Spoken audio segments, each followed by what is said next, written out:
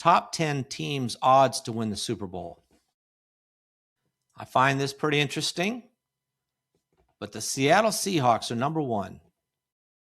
Their odds to win the Super Bowl are plus 375.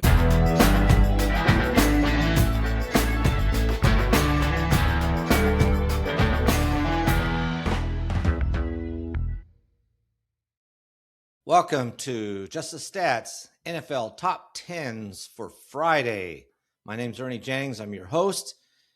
And we have I think it's going to be a fun podcast.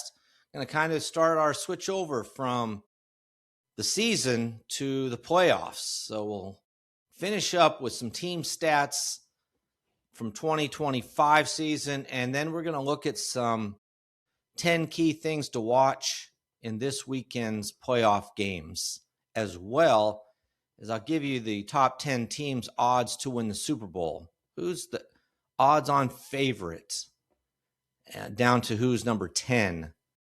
And we'll look at that. So we'll look at those things today, and then we will have the weekend of football, NFL football, that is. Looking forward to the games on Saturday. Now, hopefully you can watch them all. A couple of the games are going to be on streaming channels, not just on your local network. So you're going to have to find them. Like I think Saturday night's Prime. Got to watch the game on Prime. And I'm not sure about Monday night. It might be Prime or Peacock or somebody, but it's not your regular networks. Pay attention to that. If you want to watch the games, you're going to have to maybe track them down a little bit more. I know a lot of people complain about that, but that's the way it is now. It's too much money. The NFL can sell one game to Prime for so much more money than just packaging them off as a whole. So they do it. But all right, let's take a look at some of these stats from the season, and then we'll move on. And these are team stats I'm going to look at.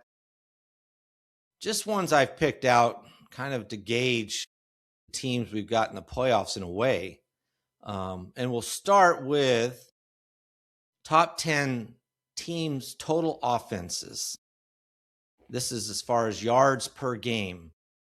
And what I did, if you go to Just the Stats NFL and watch this on YouTube, you can do that. You can like and subscribe there. I have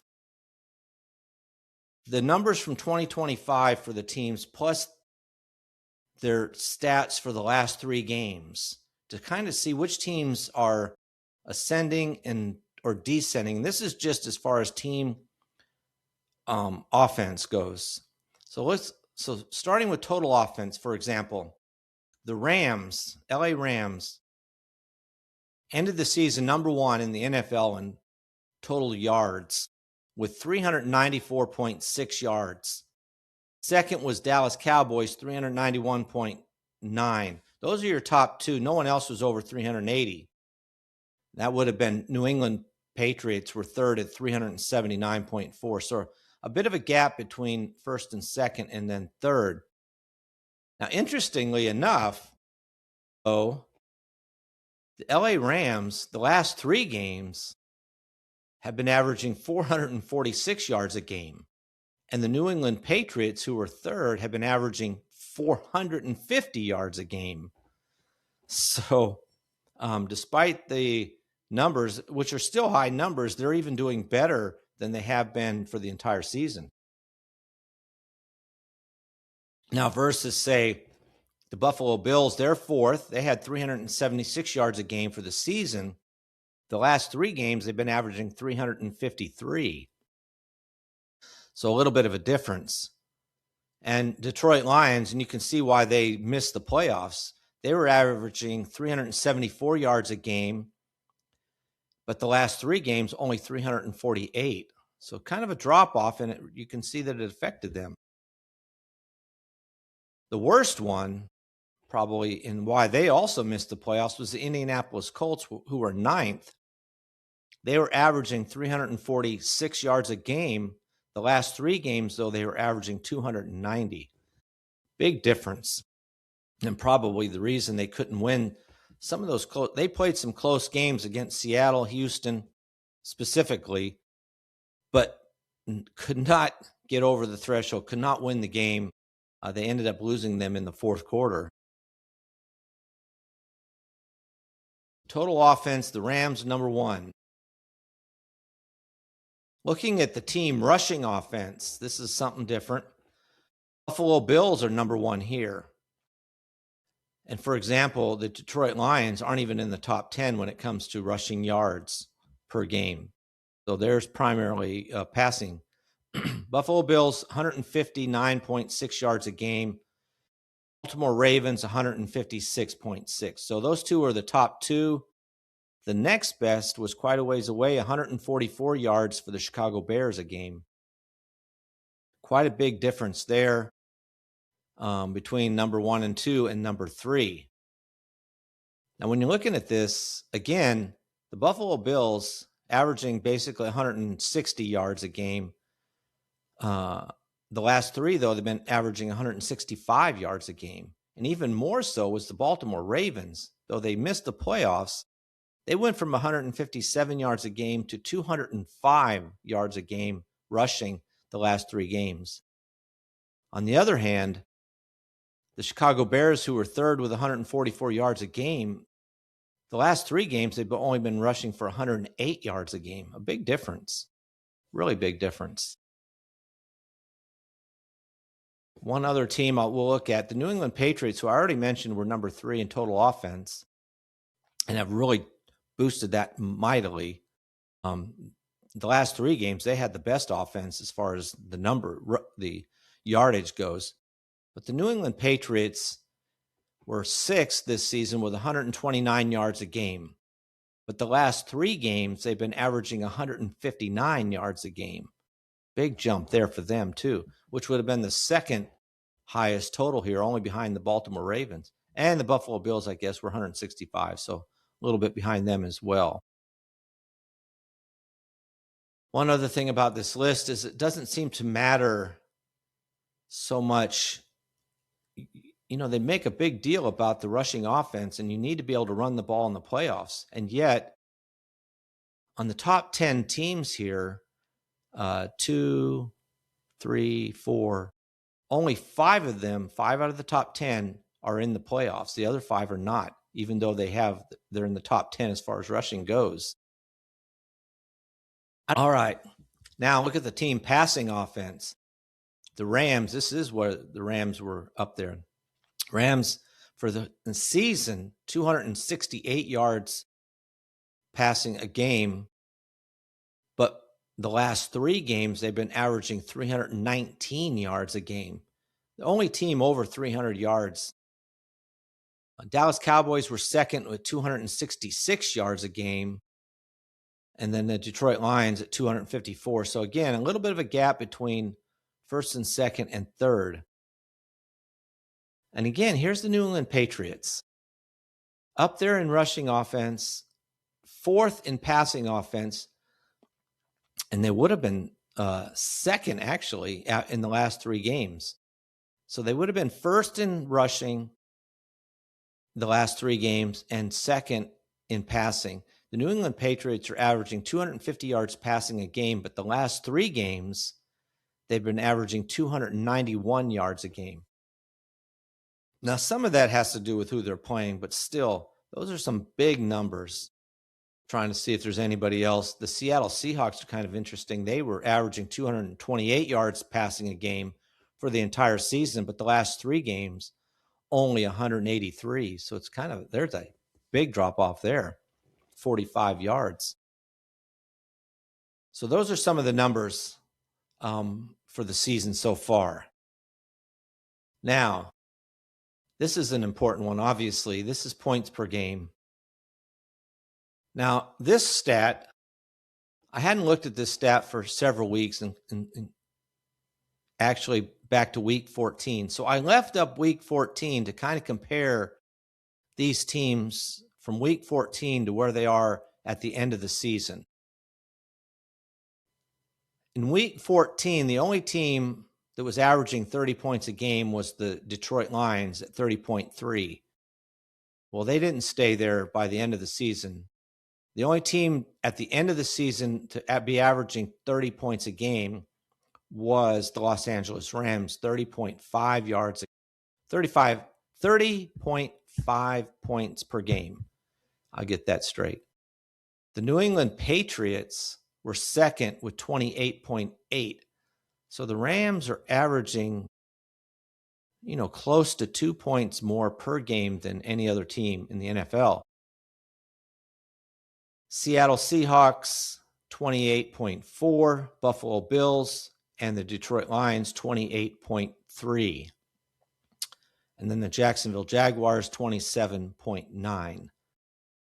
Those are your top 6 teams. So one team over 30, 4 teams over 28, and then the Jaguars at 27.9, so pretty close. Now, what's interesting about this is, again, where the teams were in Week 14 to where they are today. The Rams in Week 14 were 29.2, so they upped their score, their points per game by 1.3. Here's again the New England Patriots. This is one of the, I know they play an easy, I consider it a fairly easy schedule. They only beat one team with a winning record, and that was the Buffalo Bills, pretty much, or a couple teams, I should say. But still, they've been racking up some serious yardage and some points. New England Patriots in Week 14 were averaging 27 points a game. By the end of the season, 4 weeks later, they were averaging 28.8, so up 1.8. That's big. The only team bigger, was the Jacksonville Jaguars. In Week 14, they were averaging 25.2. By the end of the season, they were at 27.9. That's 2.7 points a game, almost a field goal better per game in the last 4 games. So big increase for them. The biggest decrease, and again, you can see why the Detroit Lions missed the playoffs.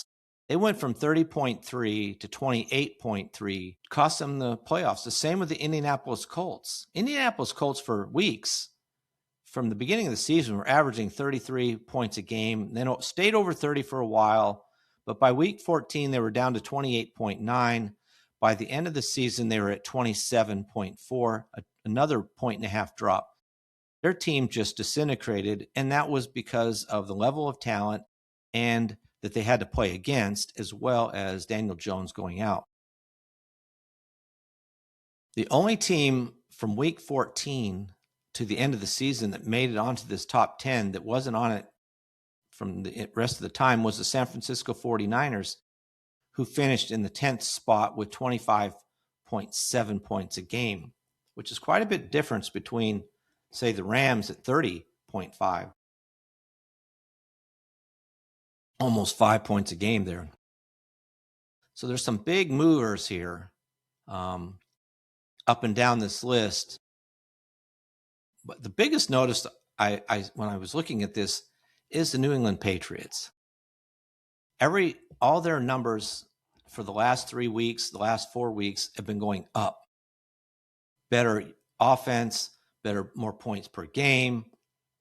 The Jaguars have as well, but I think the Patriots have been even more impressive in that category, honestly. Now, when we're looking at one more stat we'll look at before we move on from the team stuff, and this is scoring margin. So, yeah, you score a lot of points, but how many do you give up? Dallas Cowboys are up there at the top of the list, but they're giving up, more points than they're putting out, which is why they ended up, not making the playoffs. So let's look at that. Now, this is, again, 2025 season, and then I'm doing the last 3 games as well. So kind of comparing where they are for the entire season versus what they've been doing the last 3. Again, this is some incredible numbers here. But the Seattle Seahawks ended the season with the best scoring margin, winning margin, 11.2, a plus 11.2 for the entire season. But the last 3 games, their winning margin has been plus 9.3, so almost a drop of 2 points a game. Now, even worse, the LA Rams are number 2. Now, this is interesting because both of these teams are from the same division, and they've played each other twice already. They could end up playing each other again, depending on if the Rams can beat Carolina, and everybody seems to think they will. But the Rams were second with a 10.1 plus scoring margin. But in the last 3 games, their scoring margin is plus 4.3. That's a drop of almost 6 points a game. That's pretty big, honestly. Their defense has been lacking a lot lately, and it will, I think, will be the reason if they don't make it, too far into the playoffs. It will be because their defense is not helping out their offense. Now, number 3, here's the New England Patriots again. So Seattle Seahawks 11.2, LA Rams plus 10.1, and the New England Patriots plus 10.0. Pretty good. Average scoring margin 10. What's even better is when you look at their scoring margin in the last 3 games. They're plus 21.3. They've been winning their last 3 games by an average of 3 touchdowns a game, 21 points a game. Now, number 4 I thought was pretty good until I saw the Patriots, but the Jaguars were 4th in scoring margin for the entire season, plus 8.1. So not too bad, 2 points behind the Patriots. And in the last 3 games, their winning margin has been plus 18. So really impressive as well. Those two by far are the top 2 teams. As far as the last 3 games, they would be 1-2, Patriots, Jaguars, and no one's even close. The next closest is the Buffalo Bills, who had a winning margin of plus 9.7. That's a full, 9 points behind the Jaguars and 12 points behind the Patriots. So huge difference. And the Buffalo Bills are 4th, but their scoring margin for the entire season is plus 6.8. And like I said, the Jaguars are plus 8.1. They play each other. So while the Buffalo Bills offense looks a little bit better, their defense is shakier. They're not winning games by as much as the Jaguars. So we'll see. It's going to be should be a good game, hopefully. Now, looking at this list again, on this list, the top 7 teams all are in the playoffs. The Detroit Lions are number 8 with a plus 4 for the season scoring margin. The problem is their last 3 games, they were minus 5, which is why they're not in the playoffs. And in fact, every team on this list that has a plus in the last 3 games made the playoffs. The 2 that didn't, who are in the negative, are not in the playoffs. So I mentioned the Detroit Lions, the last 3 games minus 5. Indianapolis Colts finished the season at plus 3.2 winning margin. But the last 3 games, they were a minus 11.7. They lost those last games and just crushed their season. You can just see it in the scoring margin. And the 9th team was San Francisco 49ers. They were at plus 3.9 for the season, but the last 3 games, they were plus 5. So again, with all those numbers, the most impressive team in offense in the last 3 games, last 4 games, is the New England Patriots. And so we'll see how that pans out. Is it just because of the lack of competition, or is it because their team is just gelling right at the right time? Same with the Jaguars. Their offense has jumped up dramatically in the last several games, not just the last 3 or 4, but the last 6. And their scoring margin has went way up. Is that because of who they played, or is their team gelling at just the right time? You hope it's the gelling at just the right time. And we'll find out come this Saturday and Sunday for these teams. Now, one team that's in the playoff that hasn't been on any of these lists is the Pittsburgh Steelers, 2 teams, and the Carolina Panthers. And obviously, when you look at the records, you can see why they're not on the top 10 in any categories as far as offense or even in scoring margins. So I do not expect either one of those teams to go too far in the playoffs. Okay, let's take a look at the top 10 things, top 10 key things to watch in this weekend's playoff games. Now, we'll start with number one, a wide open playoff field. They've been making a big deal of this season. There's no dominant team emerging from this season, with several, what they would say, traditional powerhouses not in the playoffs. The Chiefs been a long time. The Ravens, the Lions have been in and out, but they didn't even make the postseason. So it really makes this bracket interesting. Now, the one that's left, and there's been a lot of commenting about this, is the Buffalo Bills. This is a perennial playoff team. Is this their season? The Bills don't have to worry about the Baltimore Ravens, and they don't have to worry about Patrick Mahomes and the Chiefs. They beat the Chiefs every year, it seems like, in the regular season, but then they come to the playoffs, they can't beat the Chiefs. Well, they don't have to worry about that this time. All they got to do is beat the Jacksonville Jaguars, who haven't been in the playoffs. So we'll see what happens there. Number two, veteran quarterbacks versus the new wave.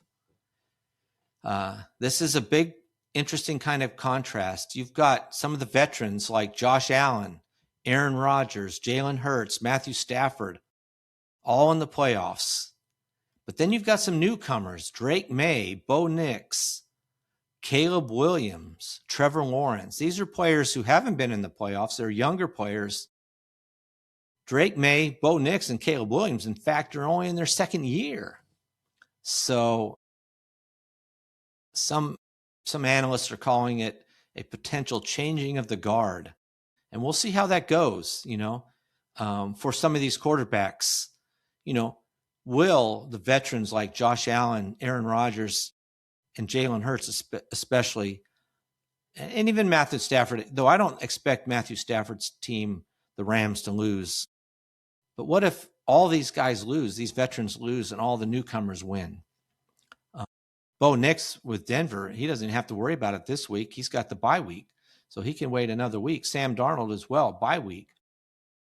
But we'll see how these veterans fare in this postseason, in these playoffs, and compared to the newcomers. It's kind of a fascinating change. And there are some excellent quarterbacks, I just mentioned them all, that are coming up this year that are going to be fun to watch. It's pretty exciting to see the numbers they're going to put up. All right, number three is the Rams-Panthers rematch after a shocking upset.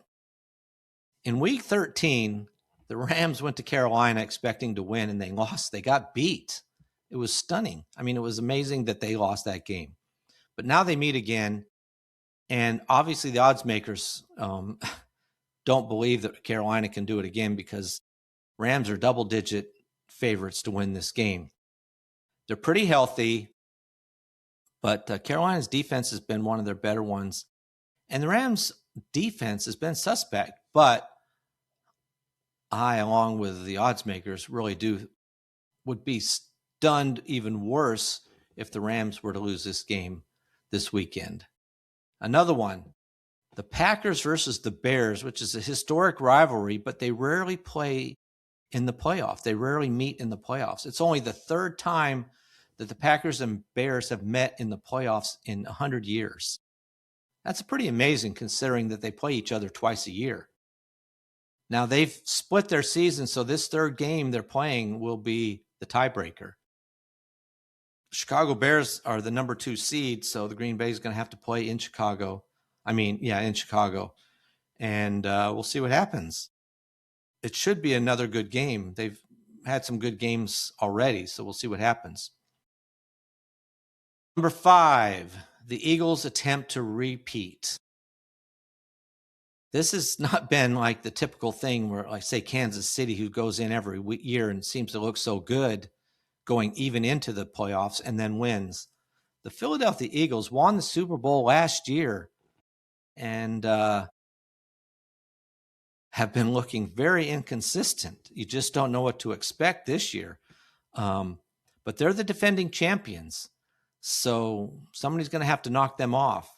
And the 49ers will be the first one with the opportunity. They're going into Philadelphia to play. So we'll see what happens with that. But it should be a good game. I mean, the Eagles offense is suspect, but then obviously the 49ers defense has been pretty bad this year, especially after they lost their two best players.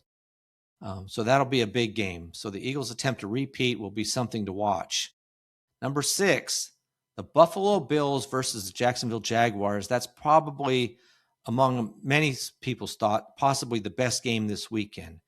Because the thought is that the winner of this game, I've heard this by more than one analyst, the winner of this game could possibly make it to the Super Bowl. So they're considering this a big game.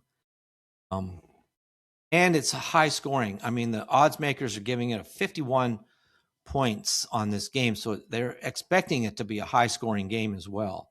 And we'll see what happens. You've got two quarterbacks that are pretty close in numbers. When you, in total touchdowns this year, for example, Josh Allen has 39 total touchdowns. That's passing and running. Trevor Lawrence has 38. So one touchdown difference. A lot of their stats are similar. Points per game, I was showing you earlier, very similar. Less than a half a point difference between them in that category. Buffalo is a little bit better in total offense, but their defense is a little more suspect. So it should be a good game.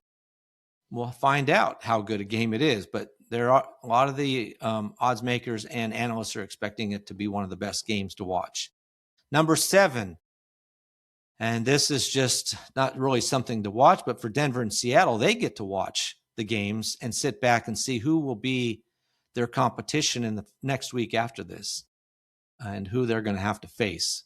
They'll play, obviously, the lowest seeding winner, whoever that is, they'll play those teams. So we'll find out after Monday where everybody else is going.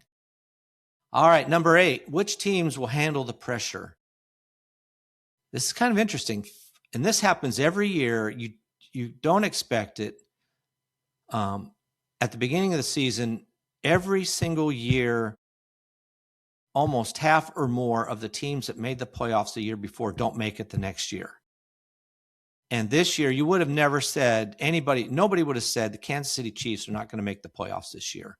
The Baltimore Ravens aren't going to make the playoffs, but they didn't. You just don't know who it will be, but some team will not make the playoffs that you expected to be there. And in fact, 5 of the 8 division winners didn't even make the playoffs last year. The Patriots weren't in the playoffs. They won their division. The Jaguars weren't even close to making the playoffs. They won theirs. Same with the Bears. They won their division. The Carolina Panthers won their division, even though it was very tight. And then the Seattle Seahawks won their division. They had a good record last year, but they missed the playoffs. But they made it this year. Those 5 teams, how is that going to play out for them, not having been in the playoffs, not being that familiar with the playoffs? Is that pressure for them, or is it just give them more of an open-handed take on it? On the other hand, you got Josh Allen and the Buffalo Bills.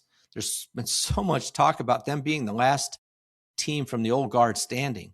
This is Buffalo Bills' chance finally to make it to the Super Bowl.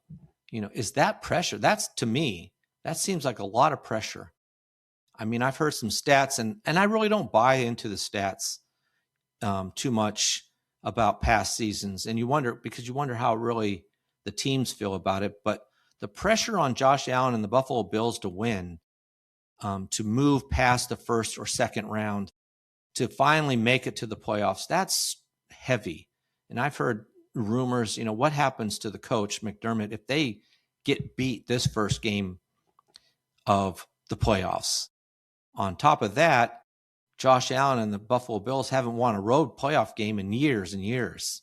So there's a lot of pressure on them, particularly, I think, almost among every team, that they have to win. We'll see what happens with that. Now, number 9, potential final runs for big-name veterans.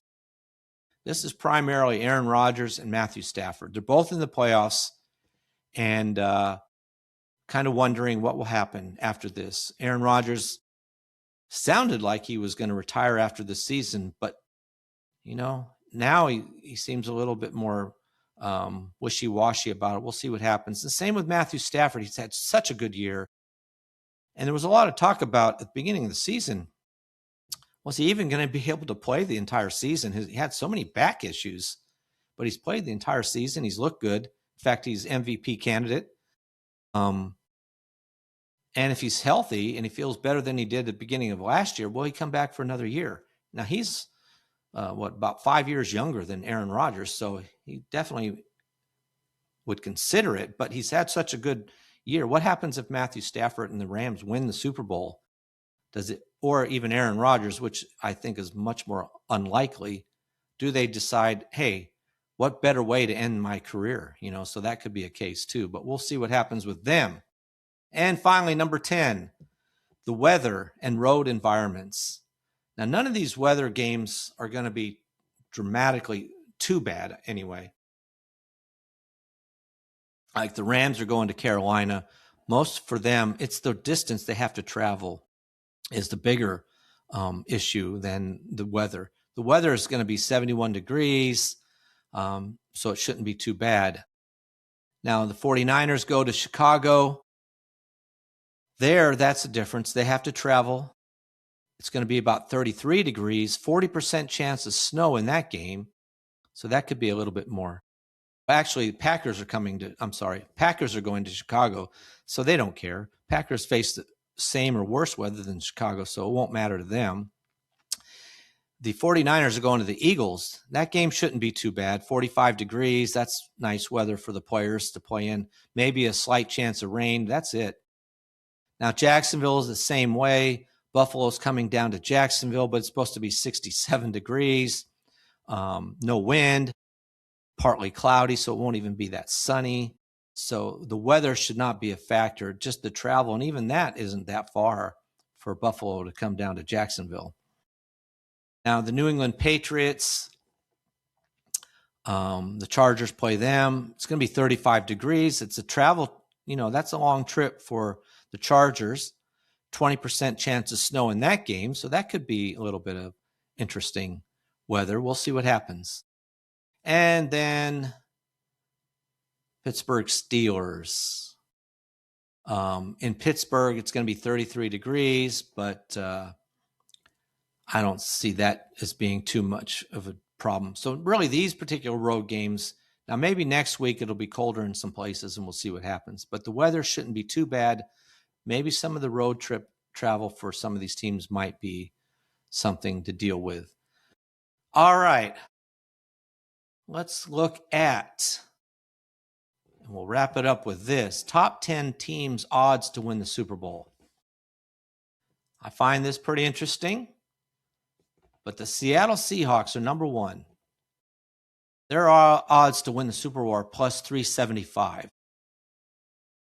And hey, when you get to skip the first game, that gives you a heads up there. You don't even have to worry about anybody getting injured. You get an extra week to get some people healthy and just get some good rest, and get planned for whoever you're going to play in 2 weeks or a week from Sunday. Number 2 is the Los Angeles Rams are at plus 425. And again, this has been some kind of division. Seattle Seahawks, the Rams, and the 49ers, who are not in this top 10, but they're all 3 of them came from the same division. They're all in the playoffs. They all had really good records. But Seattle Seahawks number 1, the Rams number 2. So what that tells you is one of them has to lose. One of those 2 teams, they could face each other again for the 3rd time to see which one of the 2 goes to the Super Bowl. And I do think one of those 2 will make it to the Super Bowl. Number 3, Denver Broncos are at plus 650. They get the bye week as well, so that's a leg up for them. Number 4, the Philadelphia Eagles are plus 850. So double what the Rams or the Seahawks are.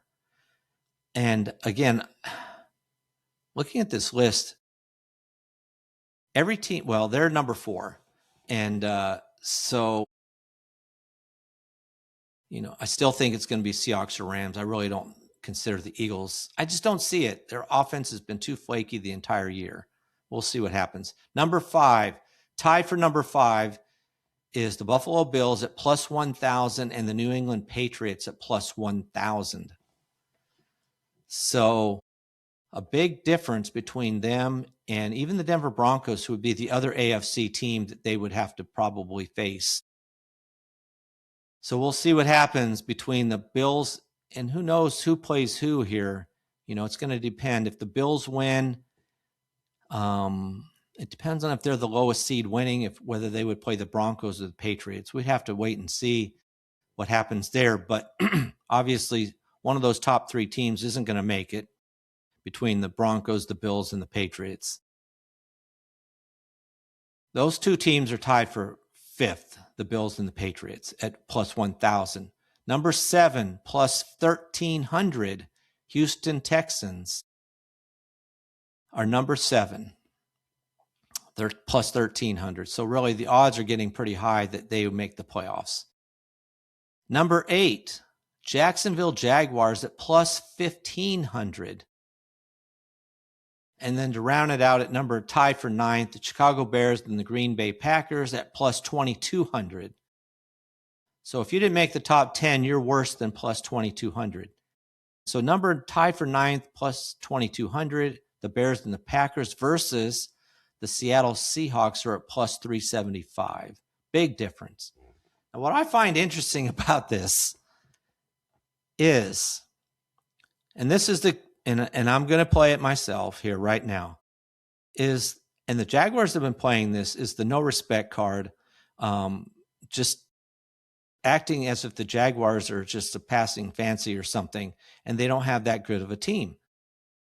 The Jaguars have beaten,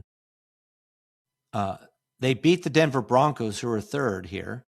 They beat the Houston Texans. They lost to the Houston Texans in one game when they were up by 19 with only a few minutes to go. It was a major collapse, but they put 30 points on the Houston Texans twice, and supposedly the best defense.